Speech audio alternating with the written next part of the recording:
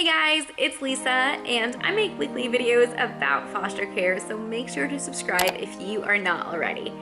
Today, I want to talk about some things that foster parents can do that they think is helpful, but in actuality, it is hurtful to the case. So in this video, I'm going to be pretty vulnerable with you and tell you about some mistakes that, we had made in our first placement and things moving forward that we should do differently. And I will say that, as a foster parent, your main role is to take care of the kiddos in your home. Definitely you want to advocate for them, and I'm going to get to, later how you can advocate for them while still, respecting everybody involved. And yeah, it can get a little messy. But so there's kind of two main topics that I'm going to discuss, and those are that you really need to, in the parenting time, make sure to let the parents be the parents during those visits, and also to realize that every provider, they do have a different way of doing things. So I'm going to get into each of those and get into what we will do differently in the future. For letting the parent be the parent, we did some things that we thought were super helpful because we love the kids and we wanted to help provide for the kids. But during the parenting time, you don't want to undermine what the parents are doing. It makes sense in your mind to send, diapers and wipes, formula, some snacks, some food in a diaper bag, and we did all of those things. Later we were kind of told no, as the parent during their parenting time, part of what shows that they are a good parent and can be reunified with their kids is showing up to visits and being prepared with food and all of those things. So I will say that we did at first, and I think that's probably fine to do at first. But just check with the visit supervisor and be like, hey, we are planning on sending these things. They can use it, they cannot, and then let us know when you want us to stop that. Another example with parenting time, letting them, don't undermine what they're doing, is homework. If the child is in school and old enough to have homework, you want to send homework to the visit so the parents can help that child with that homework. I remember at first, I really just wanted their visit days to be fun and wanted them to be able to connect with their parents. And so I would have that child do their weekly homework in 2 nights versus the 4 nights that they would have had for their weekly homework.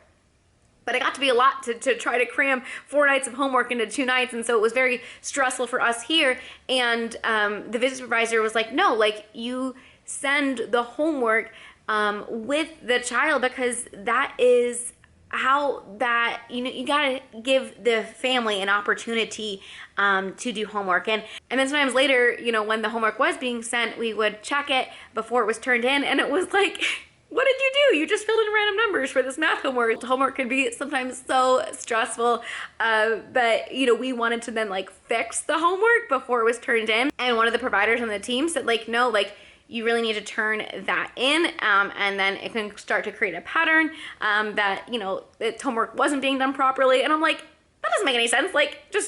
Anyways, and that kind of goes into next with the providers. The second big thing, and this is where my blood pressure is already rising as I'm about to tell this, because this is was really difficult near the end. Let the providers do their job. Each provider is going to do their job differently. We had so many changes in providers, especially near the end, and it was very difficult because we were like, well, this person, they did it this way, and that's kind of what we were still expecting. So when it was being done differently, we would have concerns. And I don't think at all it's a problem to voice your concerns. Definitely voice your concerns. Make sure to do it respectfully, because these providers are people too, and they need to feel appreciated. Their jobs are very difficult, because overall, we had an amazing experience with the providers. We absolutely loved so many of them. Near the end, there were certain things that we said, well, look, wouldn't it be more helpful to the parents and to the kids to have these things? And it was just not even listened to, and it created some hurts within the team, and to where no one really wanted to talk with us, and that made it super, super, super difficult. And in fact, like finally we got a meeting with one of the providers that we really, really needed to like talk one-on-one with in person, and we finally got that meeting. And it was like a month after I've been trying to get this meeting, got the meeting, and that provider did tell us, yeah, I was avoiding you guys because we kind of thought that you guys were being too nitpicky. And it was just like, I'm trying to like help this family, and we're seeing things that had been done previously that really worked well. They're not being done now. And while we're still working with the family, wouldn't it be beneficial to have these things? And so I guess where it comes to be when you're trying to help, it actually is hurtful, is it really hurt our relationship with those providers. At that point, we didn't really have a relationship with the parents. And so it was difficult because all of our communication was either just directly like through a note that I would pass back week by week, or like telling the visit supervisor, and then they would, pass it on. And now, we have a great relationship with the parents, which is absolutely amazing. We're so incredibly thankful for it. Part of the reason, honestly, for the long break that we did take was because of some hurts that we had with the providers at the very end, and it was very, very difficult to walk through. And when you do share information with the providers of things that you are seeing, make sure to just do it with respect, and to do it without emotion, which is very difficult because I'm a very emotional person.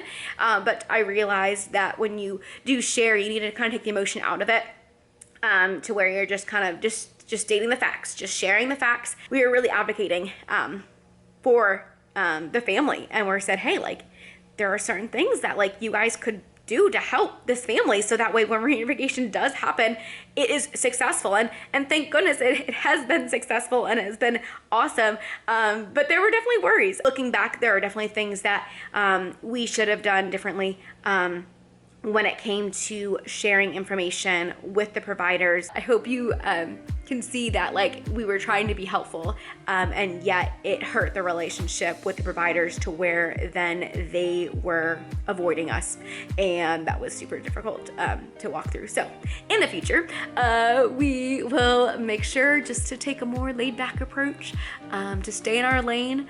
And I think once you realize, staying in your lane, it makes the role of being a foster parent a lot easier, because you can't control everything. You can't control what the judge rules. You can't control how certain people do their job. It's very tempting to be like, but this person did it better and you should do it this way.